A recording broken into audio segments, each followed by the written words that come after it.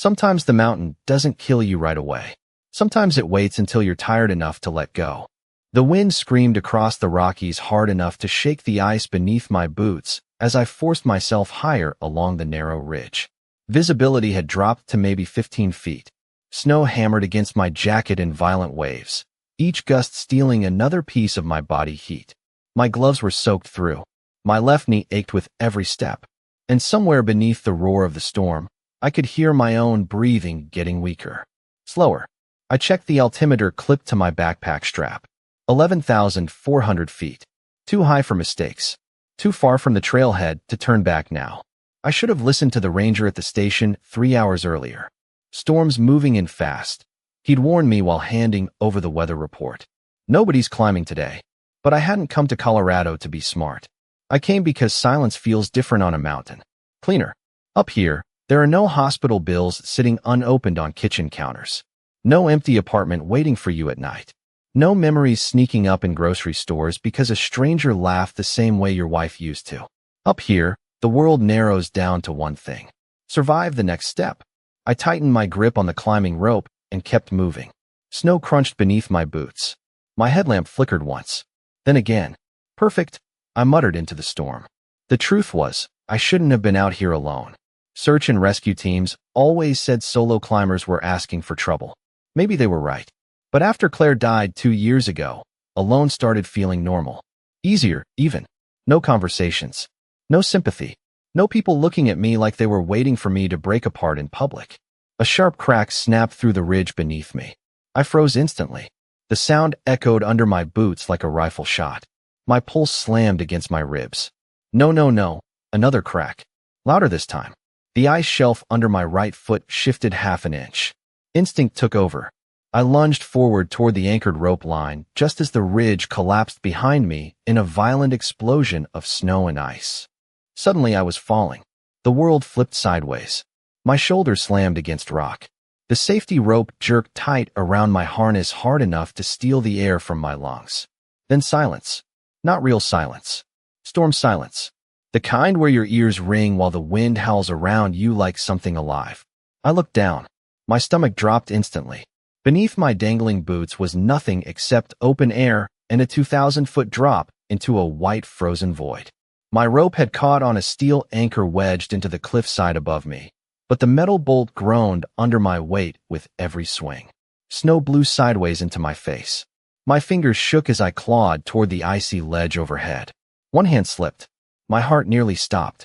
"Come on, Ethan," I whispered through clenched teeth. "Move." My arms burned with exhaustion. Every inch upward felt impossible. The cold had already started creeping into my fingertips like needles under my skin. I knew the signs. Hypothermia wasn't dramatic at first. It was quiet. Slow. It made you sleepy before it killed you. Another violent gust slammed me against the cliff wall. Pain exploded through my ribs. The rope above me gave a sharp metallic pop. I looked up just in time to see the anchor shift loose inside the ice. Fear hit me so hard it turned my legs numb. This was it. After everything, this was how it ended. Alone on a mountain nobody would reach before morning. My grip weakened.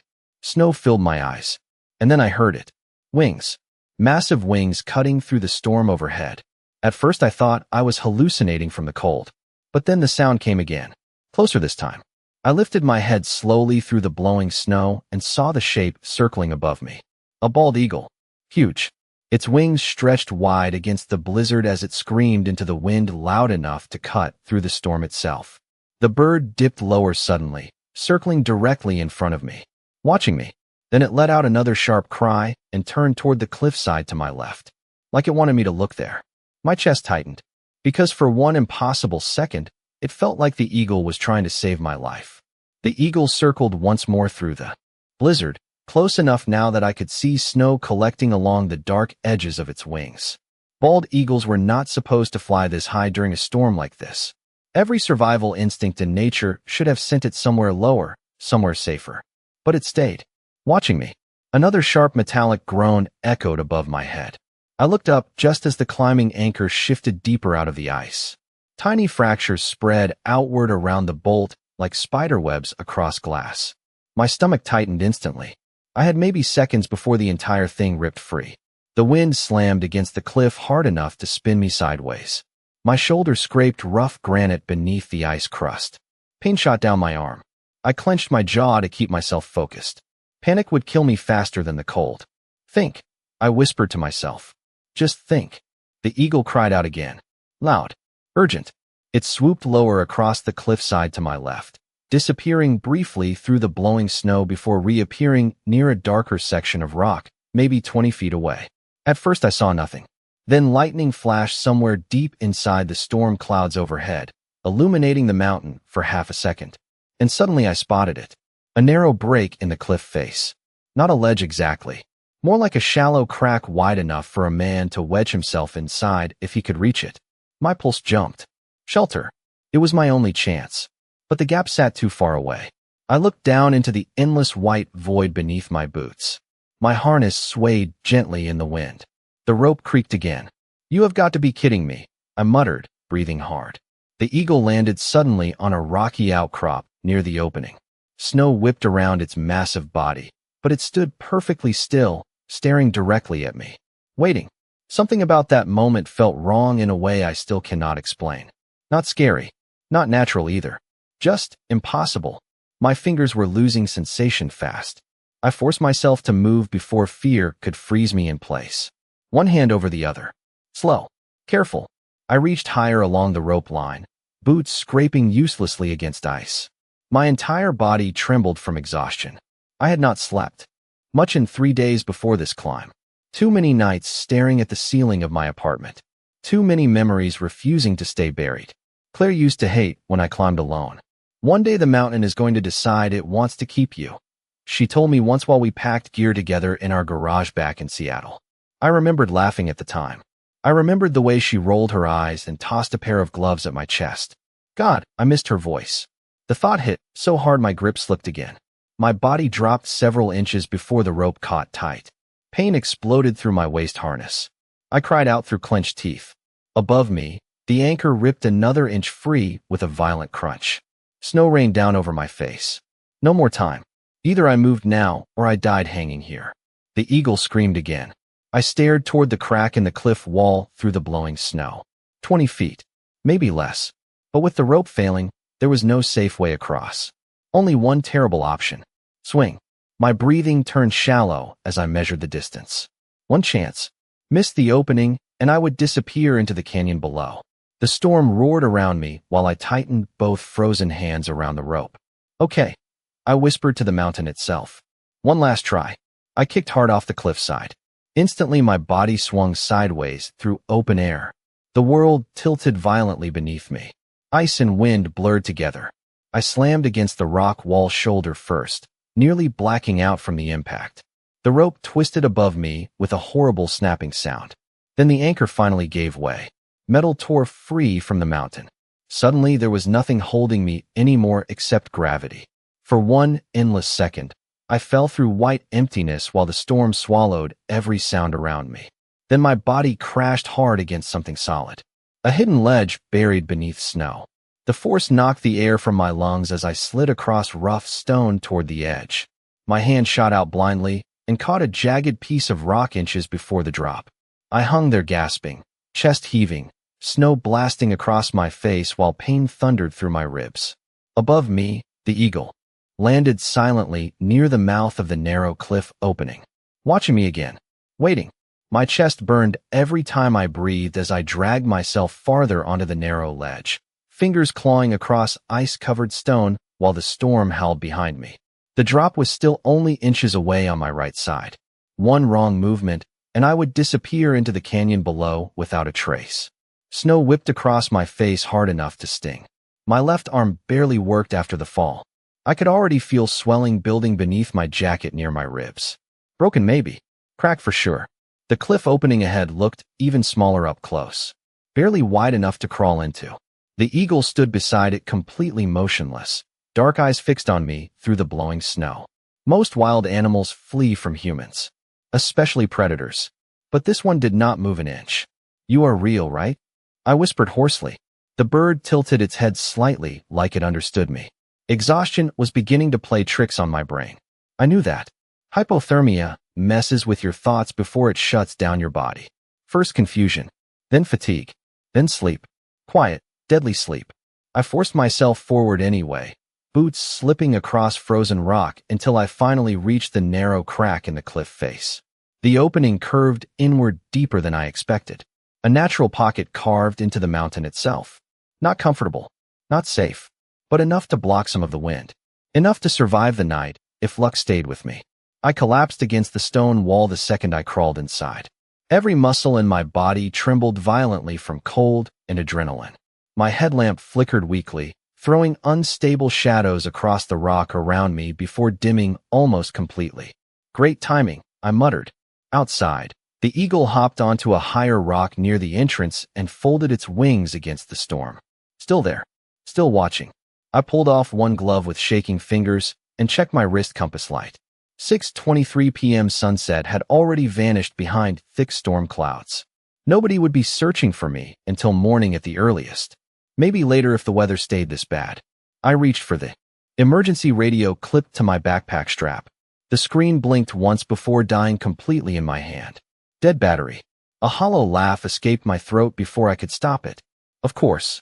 The mountain stripped away confidence fast. Out here it did not matter who you were before the storm hit. Military training. Rescue certifications. Years of climbing experience. None of it impressed nature. Up here, survival came down to small things. One foothold. One decision. One degree of body temperature. My hands shook harder as I dug through my backpack for thermal blankets. Energy bars. Anything useful. Half my gear had vanished during the fall. Gone into the canyon somewhere beneath the storm. I found one emergency blanket and wrapped it tightly around myself, leaning back against the cold stone while pain throbbed through my ribs with every breath. Outside, the wind screamed across the mountain like a living thing. The eagle remained near the entrance, unmoving except for the occasional adjustment of its massive wings against the snow. I stared at it through exhausted eyes. Something about the bird kept bothering me. Not just its behavior. Something familiar. A memory buried somewhere deep that refused to surface completely. Another wave of dizziness rolled through me. I closed my eyes for only a second, and suddenly Claire's voice slipped into my head, so clearly it made my chest ache. "You always disappear when you are hurting," she used to tell me. "One day you are going to go somewhere I cannot follow." I swallowed hard against the tightness building in my throat. The worst part about grief was not the sadness. It was the silence afterward. The way life kept moving like nothing happened while your entire world stayed frozen in one terrible moment. I had spent 2 years pretending I was functioning, working, smiling, existing, but inside I had been falling for a very long time before this mountain ever gave way beneath me. A sudden sound snapped me back instantly. The eagle let out a low, sharp cry from outside the cave. Different this time. Warning. I looked up just as snow shifted near the edge of the ledge outside. A chunk of ice broke loose and vanished. Into the darkness below. My pulse quickened. The ledge was unstable. If more of it collapsed during the night, this entire shelter could go with it. The eagle cried again, louder now, staring directly into the storm beyond the cliffside like it sensed something coming long before I could see it. Then, through the roaring wind somewhere far below the mountain, I heard a sound that made my exhausted heart stop cold. A helicopter. At first I thought the sound was another hallucination brought on by exhaustion and cold. The storm had been playing tricks on my hearing for hours already. Whine through the cliffs sometimes sounded like voices, like footsteps, like someone whispering your name from somewhere inside the mountain itself. But then I heard it again, faint beneath the blizzard. Rotor blades. My entire body snapped awake. "Hey!" I shouted instinctively, my raw voice vanishing into the storm. I scrambled toward the cave entrance too fast, and pain ripped through my ribs hard enough to force me against the rock wall. My vision blurred for a second. Outside, snow spun violently through the darkness while the eagle suddenly spread its massive wings. The helicopter sound grew louder. Closer. Hope hit me so hard it almost hurt. I grabbed the dead emergency radio anyway like an idiot, smashing the side of it against my palm as if desperation alone might force it back to life. Nothing. The beam from my weak headlamp flickered across the storm outside. Somewhere beyond the clouds, a rescue crew was searching these mountains. They had to be. Rangers would have seen my truck parked at the trailhead by now. Somebody would know I was missing. "Come on," I whispered. Please. The eagle launched suddenly from the cliff edge into the storm. My stomach dropped watching it disappear into the snow. For some reason, the sight of it leaving made the cave feel colder instantly. Emptier. The helicopter sound passed somewhere overhead now, muffled by wind and distance. I crawled toward the entrance, ignoring the pain tearing through my side. The ledge outside looked even narrower in the darkness. Snow had already buried half the surface where I landed earlier. One wrong step and I would not get another chance. Then I saw it. A faint light cutting through the storm clouds high above the canyon. Searchlights. My pulse slammed hard against my ribs. Here. I screamed with everything left in my lungs. I am here. The mountain swallowed my voice whole. I grabbed the emergency thermal blanket wrapped around my shoulders and waved it wildly toward the sky. The helicopter lights swept across distant cliffs for one brief second before moving away again. My chest tightened instantly. No. They were too far north. They could not see me from this angle. Panic crawled up my throat. Turn around. I shouted uselessly into the storm. Please turn around. The sound of the helicopter began fading again, moving farther away. My arms dropped slowly. Hope can be cruel sometimes. Worse than fear. Fear prepares you for the end. Hope makes you believe rescue is close enough to touch before ripping it away again. I leaned against the frozen cliffside, breathing hard while snow gathered across my jacket. Somewhere overhead, the searchlight vanished completely behind clouds. Gone. My legs nearly gave out beneath me. I stared into the white darkness, feeling something inside me crack quietly apart. Maybe the mountain had already decided. Maybe this was always how my story ended. Alone. Forgotten beneath the snow. The thought scared me less than it should have. That realization terrified me most of all. Then a sharp cry pierced through the wind. I looked up instantly. The eagle exploded back through the storm above the canyon, wings slicing through heavy snow as it climbed higher instead of returning to the cave. Straight toward the helicopter. My brow tightened in confusion. What are you doing? The bird circled violently beneath the distant searchlight once. Twice. Then it dove directly across the helicopter's path. Even from this distance, I could see the aircraft shift slightly in response. The searchlight jerked sideways. The eagle screamed again, climbing higher through impossible wind. My breathing stopped completely as the helicopter began turning. Not away this time. Toward the cliffside. Toward me. The beam swept lower across the canyon walls while the eagle kept circling directly above the narrow ledge where I stood frozen in disbelief. Suddenly the light hit the cliff face beside me. Bright white illumination exploded across the snow. I threw one arm over my eyes. Here. I screamed again. I am here. The helicopter hovered lower now, fighting brutal wind gusts while the searchlight locked onto the cave entrance. Somewhere through the roaring storm, I heard voices crackling over loudspeakers. I could not make out the words. I did not need to. Tears burned unexpectedly behind my eyes as relief hit me all at once, so hard my knees nearly buckled. The eagle landed once more near the cave entrance, silent now beneath the spinning searchlight. Snow swirled around its dark wings while it stared at me with those strange, familiar eyes. And for the first time since this nightmare began, one impossible thought finally pushed through the exhaustion clouding my mind. I knew this bird. The rescue harness tightened around my chest as the crew pulled me upward through the storm, snow spinning violently beneath the helicopter lights while the mountain disappeared farther below. My entire body shook uncontrollably from cold and exhaustion. One of the rescuers kept talking to me through the roar of the rotors, but his words sounded distant, muffled beneath the pounding in my ears. I could barely focus on anything except the cliffside shrinking beneath us. Except the eagle. Even as they lifted me into the helicopter doorway, I saw it still perched near the cave entrance far below, completely motionless against the white storm. Watching. Waiting. Then the clouds swallowed it whole. The warmth inside the helicopter hit my frozen skin like fire. Someone wrapped thick thermal blankets around my shoulders while another medic clipped sensors to my fingers and neck. Stay with us, Ethan, a woman's voice said firmly. You are safe now. Safe. The word felt strange after everything that happened on that mountain. I leaned back against the metal wall, breathing shallowly while the helicopter banked away from the cliffs. Every movement sent sharp pain through my ribs. My soaked gloves had been cut off already. My fingertips looked pale and stiff beneath the cabin lights. Frostbite maybe. The medic checked my pulse again. You are lucky, she said quietly. Another 30 minutes out there, and this could have gone very differently. Lucky. I almost laughed at that. My eyes drifted toward the side window where dark mountain peaks vanished beneath layers of cloud and snow. Somewhere down there, an eagle had guided a rescue helicopter directly to a hidden ledge during a blizzard.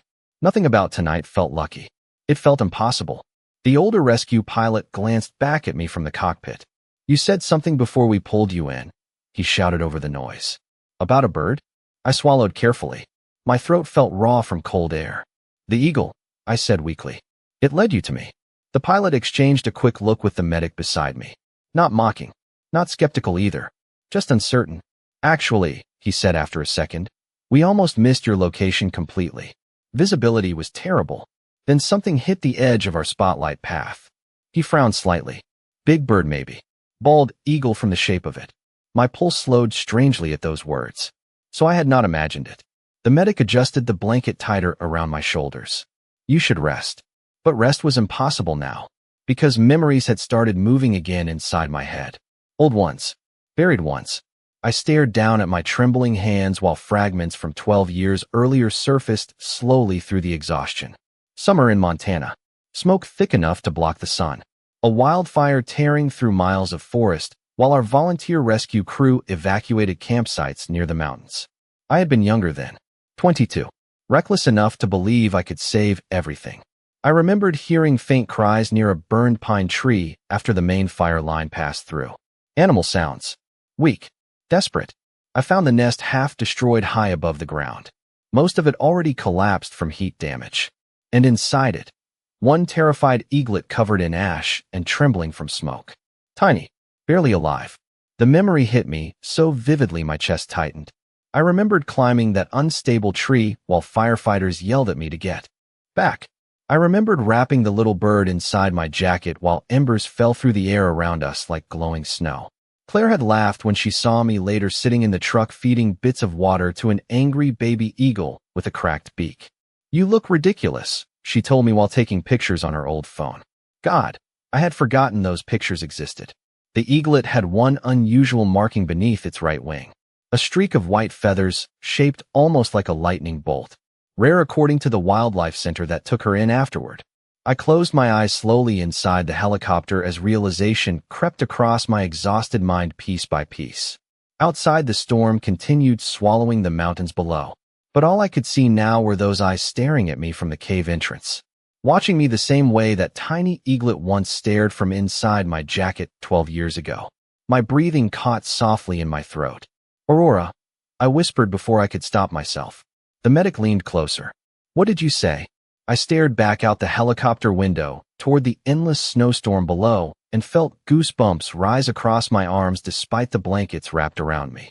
Because somewhere deep inside, I already knew the truth before anyone else said it out loud. The eagle on that mountain was not a stranger. The hospital room smelled like antiseptic and overheated air when I finally woke up sometime after sunrise. For a few seconds I forgot where I was. White ceiling. Soft monitor beeps. Warm blankets tucked tightly around my body. Then the pain returned all at once. My ribs throbbed sharply every time I breathed. My left shoulder felt stiff and heavy beneath layers of bandaging. Even my fingertips burned now that warmth had returned to them. I stared at the ceiling trying to piece together the last 24 hours while snow continued drifting quietly past the window outside. A nurse noticed I was awake and immediately smiled with visible relief. Welcome back, she said gently while checking the monitor beside my bed. You gave everyone a scare. My throat felt dry and rough. How long? I managed weakly. About 14 hours since rescue. She adjusted the blanket near my chest. You had mild hypothermia, dehydration, and 2 cracked ribs. But honestly, you are very lucky. Lucky again. Everybody kept using that word. The nurse handed me a small cup of water. Search and rescue said they almost lost visibility completely during the storm. They were already turning back when they spotted movement near the cliff. My fingers tightened slightly around the cup. The eagle, I said quietly. The nurse paused. So you remember that too? I looked up instantly. Too. She gave a small, uncertain laugh. Apparently half the rescue crew saw it. One of the pilots kept talking about a giant bald eagle circling your location like it was trying to guide them. Goosebumps rose slowly across my arms beneath the blankets.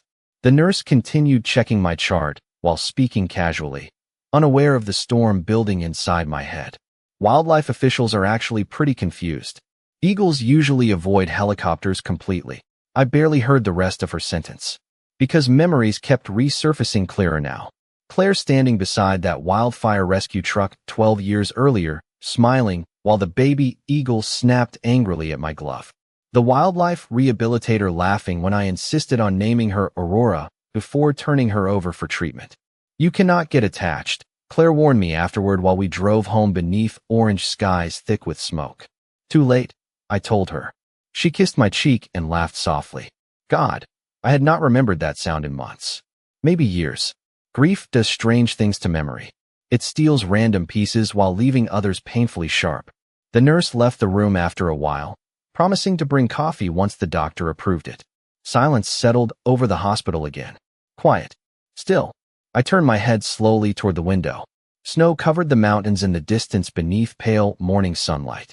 Somewhere beyond those peaks sat the cliff where I should have died last night. But I did not. Because an eagle stayed. A soft knock interrupted my thoughts. The hospital door opened, and an older man stepped carefully inside wearing a dark green winter jacket with a Colorado Wildlife Rescue patch stitched across the chest. Late 60s maybe. Gray beard. Kind tired eyes. He carried a tablet tucked beneath one arm. Mr. Walker? I nodded slowly. I am Daniel Mercer, wildlife specialist with the State Rescue Department. He gave me a careful smile. I was hoping we could talk about your eagle. My pulse quickened instantly. Daniel pulled a chair closer beside the bed before setting the tablet on his lap. The rescue crew filed an unusual report last night, he explained calmly. Normally I would assume stress or storm confusion, but too many people described the same behavior. He tapped the screen a few times before turning the tablet toward me. A grainy helicopter photo filled the display.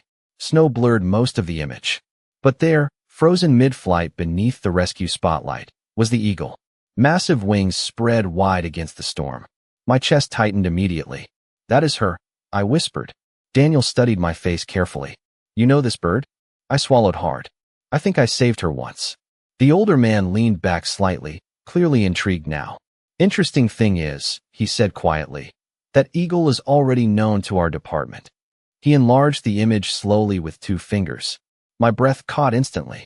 Beneath the bird's right wing, partially visible through the snow and light, ran a streak of white feathers shaped exactly like a crooked lightning bolt. The room suddenly felt very small around me. Daniel's voice softened. That marking is extremely rare. We have tracked this female for nearly a decade through migration studies. He paused carefully before speaking again. Her recorded tag name in the system is Aurora. My heartbeat stumbled unevenly inside my chest. Outside the hospital window, snow drifted quietly across the mountains while silence filled the room between us. Then Daniel looked directly at me and asked the one question I was not prepared to answer. Mr. Walker, what exactly happened between you and that bird on the mountain? For a long moment I could not answer him. I just stared at the image on the tablet while my heartbeat echoed heavily inside my chest. Aurora, after all these years. Outside the hospital window, sunlight spilled across the snowy mountains in soft gold streaks, peaceful enough to make last night feel unreal. But my ribs still hurt every time I moved. My fingertips still burned from frostbite. And somewhere out there, an eagle I once carried through wildfire smoke had somehow found me again on the edge of death. Daniel watched me carefully without pushing. He looked like the kind of man who spent his whole life around injured animals and grieving people. Patient eyes, quiet voice, the kind that understood silence mattered sometimes. I swallowed slowly before speaking. 12 years ago, there was a wildfire near Flathead National Forest in Montana, I said softly. I was volunteering with an evacuation crew. The memory unfolded inside my head piece by piece. Heat shimmering through black trees. Smoke thick enough to choke every breath. Sirens somewhere far behind us while ash drifted through the sky like snow. We were clearing campsites before the fire crossed the ridge. Everybody else was loading trucks when I heard something crying. Daniel leaned slightly closer. The eaglet. I nodded. The nest had partially collapsed. I climbed up and found her trapped inside.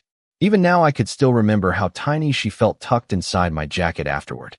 Terrified, shaking, fighting to stay alive with everything she had. Claire spent half the drive laughing because the bird kept trying to bite my fingers whenever I checked on her. Thinking about Claire no longer hit me like a knife the way it used to. The pain was still there, but softer now somehow. Warmer. Daniel listened quietly while I spoke. We brought the eaglet to a wildlife center outside Missoula, I continued. The rehab staff said she might not survive because of smoke damage. My throat tightened slightly. But she did. Daniel smiled faintly. More than survived. Aurora became one of the strongest tracked females in this region. He tapped the tablet again, pulling up a series of photos taken over several years. Aurora soaring above mountain valleys. Perched beside enormous nests high along rocky cliffs. Flying beside another eagle through winter skies. She migrated across multiple western states, he explained. Researchers followed her movements for years because of the unique feather marking. I stared at the images in disbelief. Strange how connected you can feel to a creature you only knew for a few days. You know what does not make sense? Daniel said quietly after a moment. Eagles remember locations, hunting routes, nesting grounds. But this, he glanced toward the hospital window thoughtfully. Returning to a specific human after 12 years during a blizzard? That behavior is almost unheard of. Almost. The word lingered heavily in the room. I leaned back carefully against the pillows while exhaustion pulled at my body again. Maybe she did not remember me, I said weakly. Maybe it was coincidence. But even as I said it, I knew I did not believe it. Neither did Daniel. He studied the photo on the tablet once more before speaking carefully. The rescue pilot told me the bird stayed near your location for nearly 40 minutes during severe winds. He paused. That is not coincidence, Ethan. Silence settled between us again. My eyes drifted back toward the falling snow outside the window. Somewhere deep down, a realization had started growing quietly since the moment Aurora first appeared above that cliff. The mountain had not just stripped away my strength that night. It stripped away the numbness I had been hiding behind since Claire died. For 2 years I blamed myself for surviving the car accident that took her life. I buried myself in work, in isolation, in mountains, anywhere quiet enough to outrun the guilt living inside my chest. But hanging over that canyon with frozen fingers losing their grip, I realized something terrifying. Part of me had stopped trying to come back a long time ago. Aurora did not just lead rescuers to me on that mountain. She reminded me what survival looked like. The door opened suddenly before I could say any of that out loud. The nurse stepped back into the room holding a paper coffee cup and a small, uneasy smile. Mr. Walker, she said carefully, there is something outside your window you probably need to see. Daniel and I exchanged confused looks. Then I turned slowly toward the glass. My breath caught instantly. Standing on a snow-covered light pole directly across from the hospital window sat a massive bald eagle with dark wings dusted in white snow. Watching my room completely motionless. Watching me.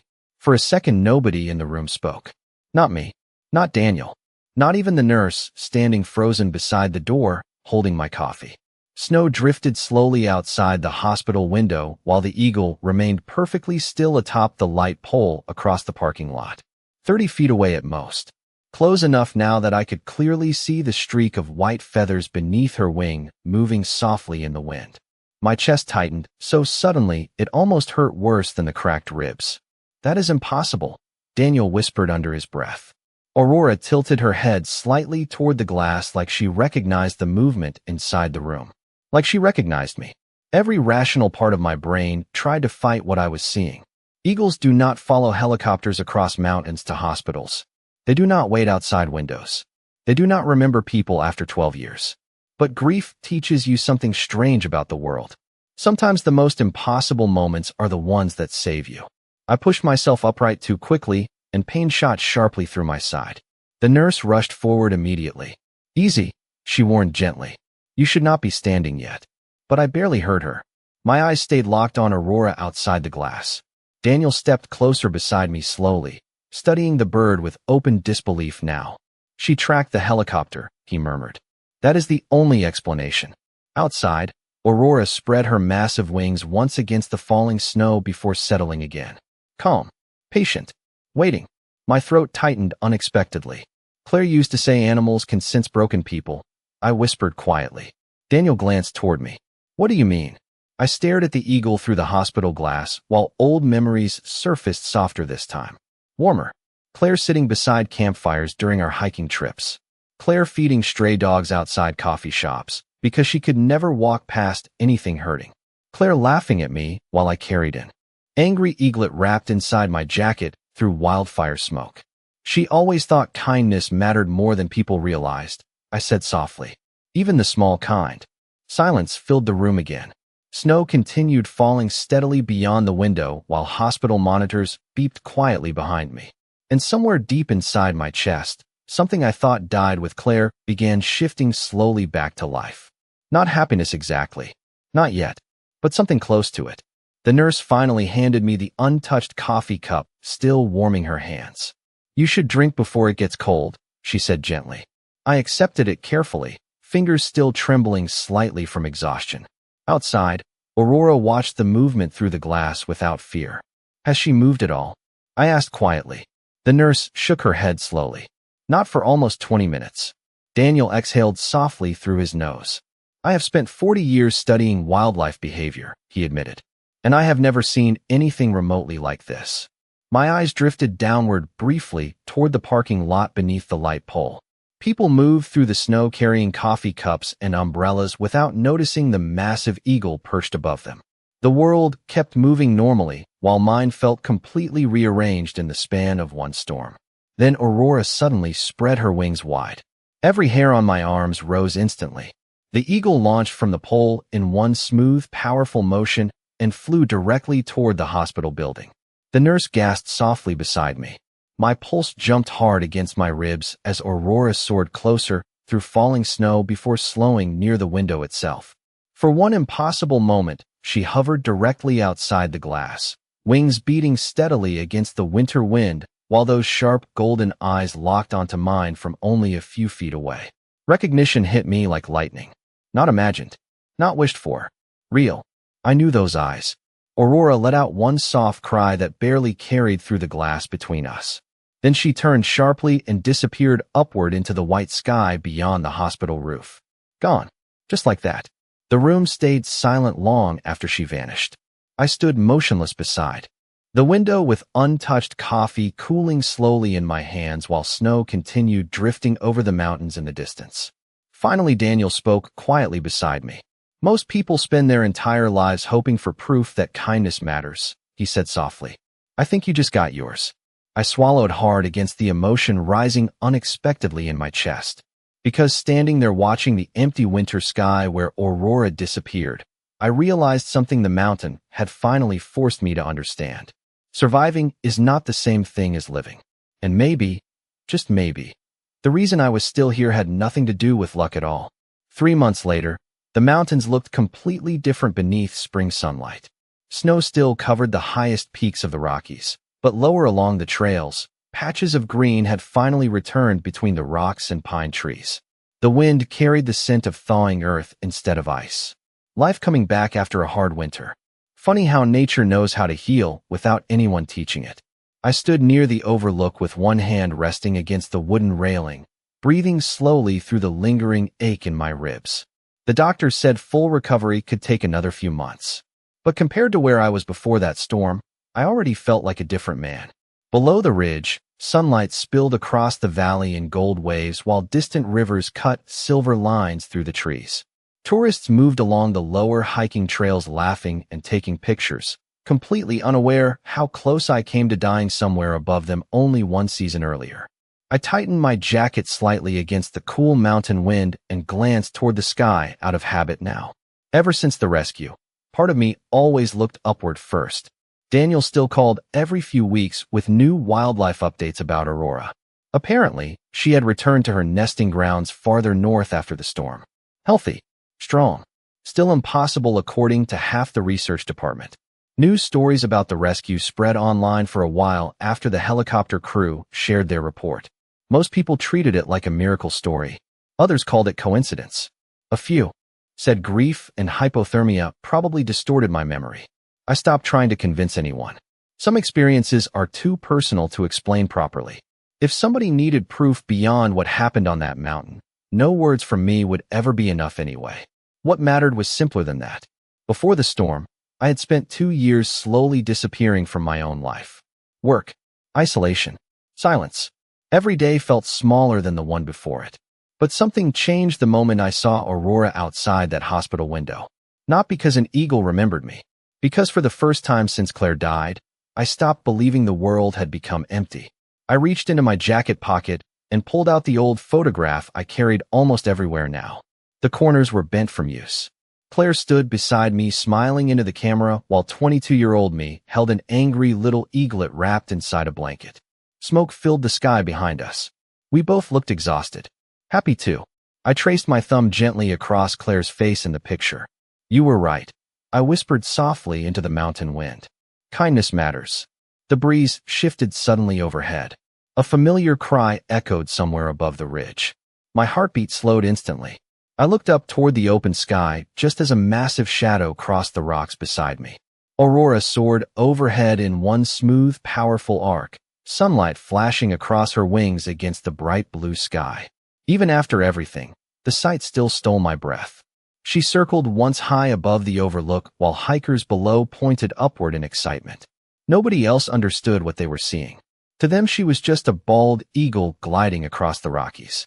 To me, she was the reason I was still standing here breathing spring air instead of buried beneath winter snow. Aurora banked lower once, close enough that I saw the white lightning-shaped feathers beneath her wing catch the sunlight again. Recognition moved quietly between us in that single moment.